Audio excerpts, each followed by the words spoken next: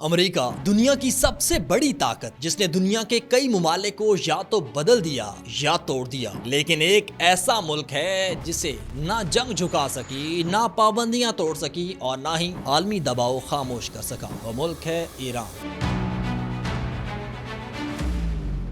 تو سوال یہ ہے کہ آخر ایران میں ایسی کیا بات ہے کہ امریکہ اپنی پوری طاقت لگا کر بھی ایران کو جھکا نہیں سکا؟ آج کے اس ویڈیو میں ہم ایران کی وہ تاریخ دیکھیں گے جو مزاحمت، انقلاب اور بقا کی کہانی ہے۔ ناظرین، ایران صرف ایک ملک نہیں، یہ دنیا کی قدیم ترین تہذیبوں میں سے ایک ہے۔ یہاں سلطنتیں آئیں، گریں، حکمران بدلے، نظام بدلے، لیکن ایک چیز کبھی نہیں بدلی، اور وہ ہے ایرانی شناخت اور ان کا مزاحمتی مزاج۔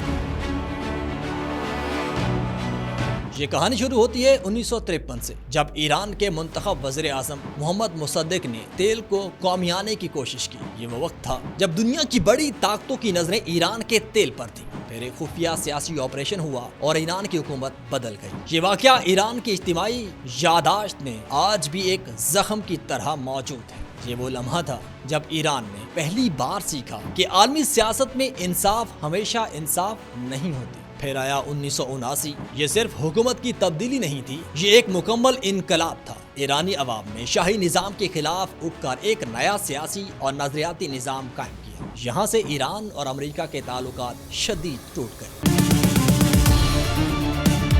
اور دنیا نے ایک نیا ایران دیکھا، ایک ایسا ایران جو بیرونی اثر سے دور رہنا چاہتا تھا۔ لیکن کہانی یہیں ختم نہیں ہوتی، اصل امتحان تو ابھی شروع ہونا تھا۔ پھر ایران کو ایک طویل جنگ کا سامنا کرنا پڑا۔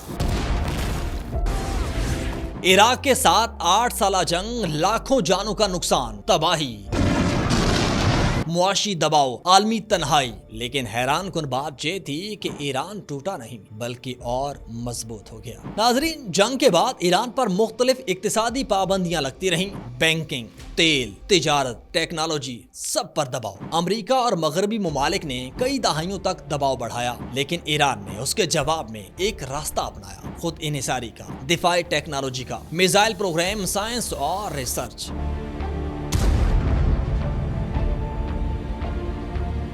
آہستہ آہستہ ایران نے بہت سے شعبوں میں اندرونی صلاحیت بڑھائی۔ اب آتے ہیں اصل سوال پر کہ آخر ایران جھکتا کیوں نہیں؟ آخر امریکہ اپنی تمام کوششوں کے باوجود ایران کو کیوں نہ جھکا سکا؟ اس کے چند بڑے عوامل ہیں۔ پہلا ہے نظریاتی مزاحمت۔ ایران میں سیاسی نظام صرف طاقت نہیں بلکہ ایک نظریے پر کھڑا ہے۔ دوسرا ہے قومی شناخت، یعنی ایرانی معاشرے میں ایک مضبوط احساس پایا جاتا ہے کہ بیرونی دباؤ کے سامنے جھکنا کمزوری ہے۔ تیسرا ہے جغرافیائی اور سیاسی اہمیت، یعنی ایران مشرق وسطیٰ کے ایک حساس خطے میں واقع ہے جہاں اس کا اثر رسوخ بہت عام ہے۔ جبکہ نمبر 4 پہ آتا ہے پابندیوں کا الٹا اثر۔ جتنی پابندیاں بڑھیں، ایران نے اتنی زیادہ خود کفالت کی طرف قدم بڑھایا۔ یہی وہ مقام ہے جہاں دنیا حیران ہے کہ ایک ملک جسے معاشی دباؤ، جنگ اور تنہائی نے گھیر لیا، وہ پھر بھی ٹوٹا نہیں۔ ایران کی کہانی صرف سیاست نہیں، یہ ایک سبق ہے کہ طاقت ہمیشہ سب کچھ نہیں ہوتی۔ نظریہ کبھی کبھی ہتھیار سے زیادہ مضبوط ہوتا ہے، اور قومیں صرف جنگ سے نہیں،